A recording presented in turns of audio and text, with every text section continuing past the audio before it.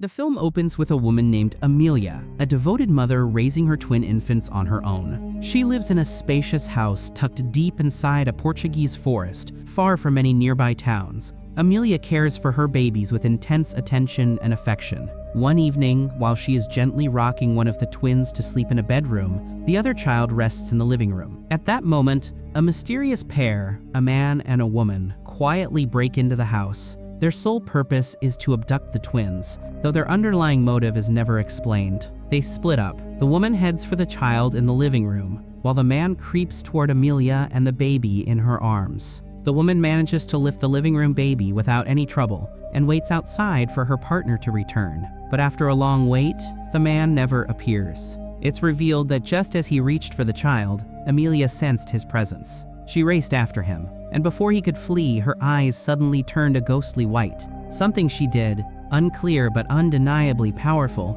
prevented the man from escaping with the baby. Outside, the woman is stunned when she spots Amelia sprinting toward her car, holding one of the twins, a clear sign that the man failed his mission. Panicked, the woman speeds off in terror, clutching the kidnapped baby. Not long after, she abandons the stolen child at the woodland orphanage, believing the baby would be safer there. Years pass. The story then shifts to Edward, Amelia's lost twin. The child left at the orphanage long ago. He grows up under the institution's care and eventually moves out to live on his own. As an adult, Edward often wonders who his real parents are. Hoping for answers, he contacts the orphanage to see if they have any record of his family. After weeks of waiting, he finally receives a call, only to learn that the orphanage has no information about his biological parents. Heartbroken, Edward struggles to accept that the trail seems to end there. Later, during his birthday celebration with his girlfriend Riley, she surprises him with a special gift, a DNA matching device called Ancestry. With just a drop of blood uploaded through an accompanying app,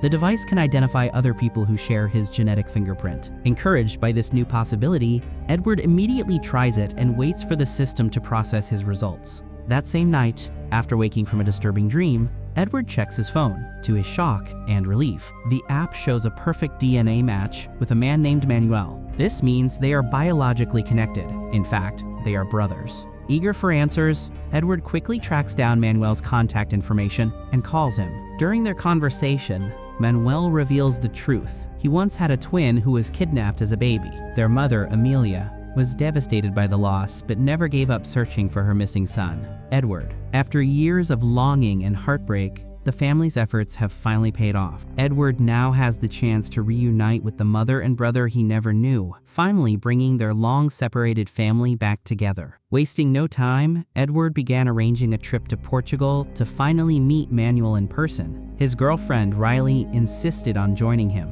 After a long flight overseas, the couple continued their journey by car. Edward and Riley eventually managed to navigate the rural roads and reached Manuel's property without further trouble. Their arrival was met with enthusiasm. Manuel stood outside waiting, eager to greet them. Edward's heart swelled as he embraced the twin brother he had never known, while Riley watched the emotional moment with tears in her eyes. Manuel then invited them indoors and led them on a brief tour. The estate was massive, surrounded by dense tropical wilderness and expansive open fields, giving the place an almost regal atmosphere. Inside, the home was tastefully decorated and perfectly arranged. One portrait in particular caught Edward's and Riley's attention, a strikingly beautiful photograph of Amelia. She appeared radiant, almost ethereal. Manuel explained that Amelia was resting and would meet Edward later. That night, Edward's sleep was once again troubled by unsettling dreams. He jolted awake to find Manuel standing silently in the doorway. Manuel urged him to follow. He wanted to introduce Edward to Amelia. Still half asleep, Edward walked with him to her room. Seeing Amelia for the first time filled Edward with conflicting emotion. Instead of the image he had imagined growing up, he was met with a woman whose face bore obvious traces of plastic surgery. Her appearance unsettled him, yet the overwhelming emotion of finally meeting his long-lost mother washed over him. Amelia, beaming with pride and affection, embraced him and remarked on how handsome he had become. The next morning, Edward enthusiastically told Riley about the reunion. She was thrilled for him. Later, as she sketched Manuel's pet bird, Amelia wandered by and struck up a conversation. They spoke about Riley's hometown, the estate's long history, and various light-hearted topics. But as they talked, Riley felt a creeping discomfort. Something about Amelia's presence made her uneasy, though she couldn't explain why. The tension built until Riley politely ended the conversation and returned to her room. After stepping out of the bathroom, Riley heard Amelia and Manuel speaking in hushed, serious voices.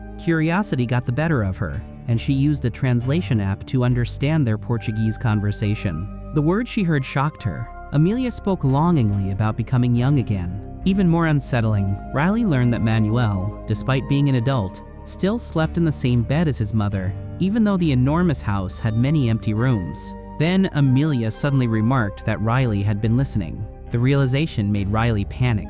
She ran straight to Edward and recounted everything she heard. To her, nothing about their living arrangement seemed normal, and the whole situation felt increasingly disturbing. Despite the many spare rooms in the mansion, Manuel insisted on sleeping in Amelia's bed, something Riley simply couldn't comprehend. The following morning, Riley tried calling a friend, but the signal inside the house was nearly non-existent. Hoping to find better reception, she wandered through the estate and ended up in a small room. There, she discovered a dusty wooden box packed with old photographs. The images were clearly decades, if not centuries, old, yet the faces in them looked unnervingly familiar. Many of the so-called ancestors carried the same distinctive features that Amelia and Manuel had in their youth. Even the men shared a striking likeness to Edward and Manuel. Before Riley could dig deeper, Manuel appeared in the doorway without warning. Startled, she hurriedly shut the box and apologized for touching something that didn't belong to her. That night, while Riley slept, a faint cry echoed through the house.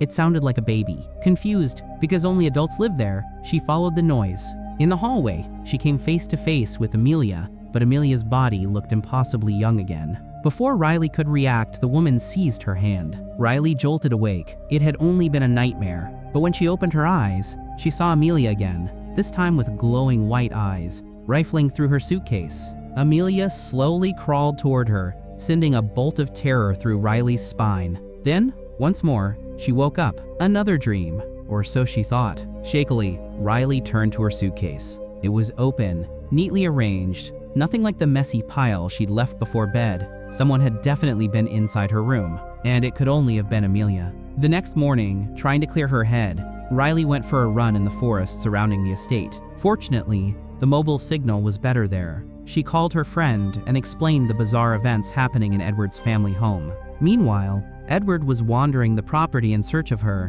Unable to find Riley, he started checking unfamiliar parts of the house. That's when he noticed an old door leading to a cramped hidden room. From inside, he could faintly hear what sounded like a baby crying. Driven by concern, he stepped inside, only to find a man curled on the floor, writhing and gasping in agony. Edward was so horrified he collapsed on the spot. Manuel soon arrived and carried Edward to a meditation room, helping him regain consciousness. He handed Edward a cup of tea meant to relax him, then told him to close his eyes. As soon as Edward did, Manuel began speaking to him, directly in his mind. Images flooded Edward's thoughts, fragments of childhood, eerie scenes of Amelia with deathly pale skin, her eyes shining white as she stood among lifeless bodies. When Edward's eyes snapped open, he nearly fell backward. Sitting across from him was no longer Manuel, it was Riley, or at least, someone who looked exactly like her. Manuel's voice came from Riley's form, calmly telling Edward that this ability to manipulate thoughts and perceptions was something they both inherited from Amelia. Overwhelmed and shaken, Edward had no idea how to respond. Meanwhile, back in her room, Riley was frantically searching the internet, trying to uncover anything she could about Amelia's estate. Riley's research led her to a horrifying discovery. According to old records, the estate once belonged to a legendary Portuguese sorceress, rumored to preserve her youth through forbidden rituals, either by committing acts of incest or by consuming her own offspring. Moments after she uncovered this, Edward walked into the room. In a panic, Riley urged him to pack his things and leave immediately. She insisted something was terribly wrong with his family, and that she no longer felt safe staying in the house. But Edward's reaction was unexpectedly hostile. His voice turned sharp, cold, almost unrecognizable. It was as if Amelia and Manuel had already taken control of his thoughts, twisting his loyalty entirely toward them. Devastated and terrified, Riley told him she would leave on her own if he refused to come with her. The next morning, Manuel invited Edward to join him and Amelia in a cheerful dance session. The three whirled around together, laughing and celebrating as though nothing strange had happened. Meanwhile, Riley was out in the forest, clearing her mind with some exercise. She talked with her friend over the phone as she walked, eventually wandering onto the main road. The roadside vendor. The woman introduced herself as Vera. She quietly invited Riley into her home. Inside, Vera showed Riley a picture of her daughter Fela and Fela's boyfriend, Arthur. Then she shared a disturbing story her daughter had once confessed. According to Fela, Arthur's mother, Amelia, was not an ordinary woman at all, but a witch who had lived for centuries. Through dark magic, she could renew her life and return to a youthful state whenever age began to catch up with her. But the price of her immortality was horrifying. To restore her youth, Amelia had to conceive a child through her own son. Once the child was born, her body would automatically revert to its younger form. If the baby was a girl, Amelia would kill and consume the infant to strengthen her vitality. If the baby was a boy, she would raise him only to turn him into her next partner. And in the rare case she delivered twin boys, she was required to be with both sons to complete the rejuvenation ritual. This explained why Amelia had not yet regained her younger appearance. She had only been with Manuel. She still needed Edward to finish the cycle, but Vera wasn't finished. The most shocking truth was that Arthur himself had fathered Edward and Manuel. Amelia had chosen him because he was her own son, ensuring her magic would remain strong. Arthur had grown to despise the unspeakable acts he had been forced into. Deeply ashamed and horrified, he desperately longed to escape Amelia's control. Eventually, he met Fela, fell deeply in love, and finally saw a chance to break free. Together, they devised a plan to put an end to Amelia's dark legacy. To save the newborn twins, Edward and Manuel, from the same monstrous fate Arthur had endured, they decided to steal the babies and hide them from Amelia forever. It was finally revealed that the two people who attempted the kidnapping years earlier were actually Arthur and Fela. Arthur had risked everything because he refused to let Amelia prolong her unnatural life through horrific incest-based rituals. He could not allow his sons, who were also Amelia's children, to become victims of the same nightmare he had endured, but things didn't go as planned. On the night of the abduction, Fela successfully smuggled Edward to the orphanage, but Arthur failed to get Manuel out and was seized by Amelia. Desperate to save him, Fela returned to the house, but she never emerged again. From that day on, Vera believed Amelia had killed her daughter. Shaken by this horrifying truth, Riley thanked Vera for her honesty and raced back to Amelia's house,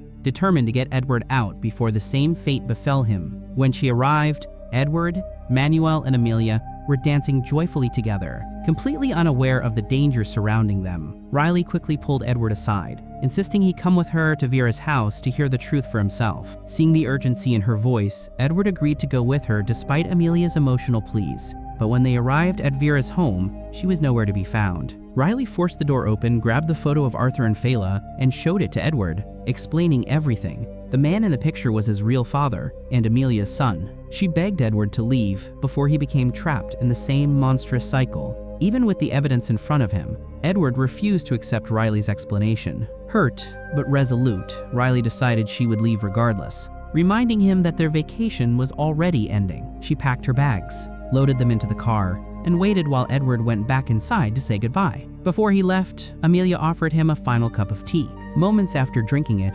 dizziness washed over him, forcing him to lie down. Soon, Riley entered the room and seduced him, but she wasn't Riley at all. It was Amelia manipulating his drug-induced hallucinations to complete her ritual. Meanwhile, the real Riley waited in the car. Suddenly, she received a notification from the Ancestry app. Edward's DNA displayed genetic abnormalities associated with incest. Realizing exactly what Amelia intended to do to him, Riley panicked and tried to drive away. But when the garage door lifted, Vera's corpse was inside. Before she could react, Riley spotted Manuel approaching the garage. Believing he was responsible for Vera's death, she hid, grabbed a shovel, and struck him when he came close. A brief struggle followed, but Riley managed to escape. While searching desperately for Edward, she stumbled into a concealed room and found a frail, elderly man chained inside, Arthur. There was no time to free him, so she continued the search and eventually witnessed Amelia performing the ritual with Edward. Horrified, she waited until Amelia stepped away, then pulled the disoriented Edward out of the room. But Manuel confronted her again, and in the chaos, he fell from the upper floor, badly injuring himself. Seeing this, Amelia flew into a rage. She seized a knife and came after Riley, determined to kill her. A brutal fight broke out. Just when it seemed Riley had no chance, Arthur appeared and sacrificed his life to save her. giving Riley enough time to escape with Edward. Exhausted and terrified, Riley finally managed to get Edward away from the cursed estate. They both knew they could never return. In the final scene, Amelia is shown fully restored to youth once more. After completing her twisted ritual with both sons, she gave birth to a baby boy, instantly transforming back into a beautiful young woman. She and Manuel are then seen living peacefully with the newborn, continuing the horrific cycle that grants Amelia eternal youth, and that is where the story ends.